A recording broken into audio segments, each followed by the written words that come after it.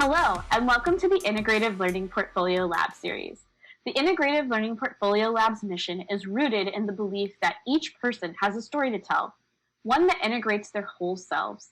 Our lab empowers people to communicate their identity and most meaningful experiences on and offline in their own words.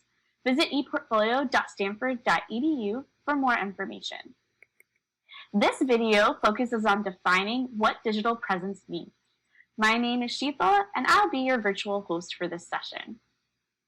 In today's world, it's hard to avoid being found online, otherwise known as having a digital footprint. The question is, are you curating that footprint intentionally, or are you allowing your footprint to be curated by others? Typically, we expect to find people online, and when we don't find someone's digital footprint, that can tell a story too. To shape our footprint or presence online, we first need to understand what it is. So what is digital presence? Having a digital presence means putting your identity online somewhere. But more specifically, you are intentionally curating a roadmap to how you want people to experience you. For example, how you think if you are a job seeker, your skills if you specialize in a certain area, or what you are learning about if you're a student. To say it differently, we often hear we need a personal brand online. A brand equals an expected experience.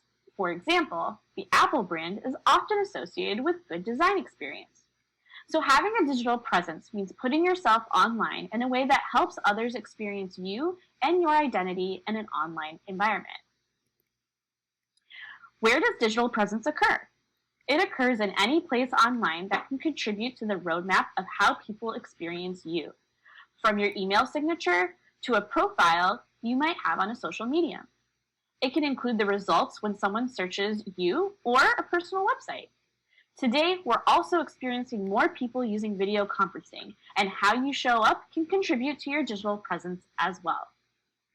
Here's an example for me personally. My email signature has the word Ubuntu, and a link to a TED Talk about the word, as well as a link to learning about diversity, inclusion, and belonging. If you look me up on Google, you might see these Google results depending on your settings. Just from these aspects of my digital presence, you can tell that perhaps I care about diversity, inclusion, and belonging, and want others to learn, where I work, and you could see my Twitter social media tag as well. You begin to get a sense of my identity and can begin formulating an idea of what it might be like to interact with me. Lastly, how does the digital interaction with your identity differ from one offline or in person? Overall, there are different expectations and norms in the digital world versus in person. At the top of this list is that in person, you're telling someone your story or telling them your roadmap.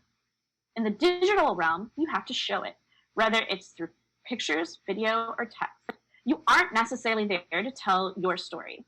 Online, you also have multiple places or channels to show your story.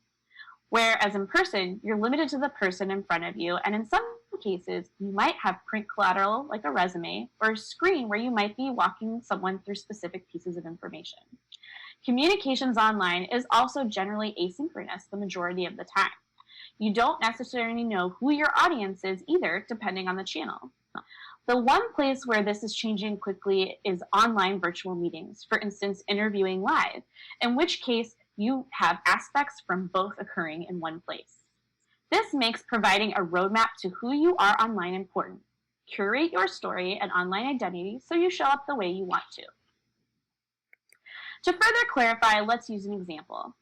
Imagine you were having a conversation with a new professional contact, or were in a job interview, and someone asked you, "Tell me about yourself." In this case, you'd have to rely solely on verbal channel, and there's no chance to edit because it's happening live. But you would know exactly who you were talking to, which can help you choose what you want to say. In the digital environment, you might view your LinkedIn profile, for example, as answering the question of "tell me about yourself." And you can choose a wide combination of words, images, videos, and links. But you cannot curate it for the one person looking at it right then. So your audience is out of your control. These are the kinds of situations or considerations as we think about what having a digital presence means and how we want to define it.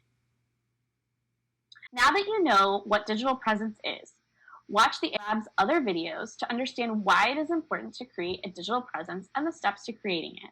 We look forward to seeing your story.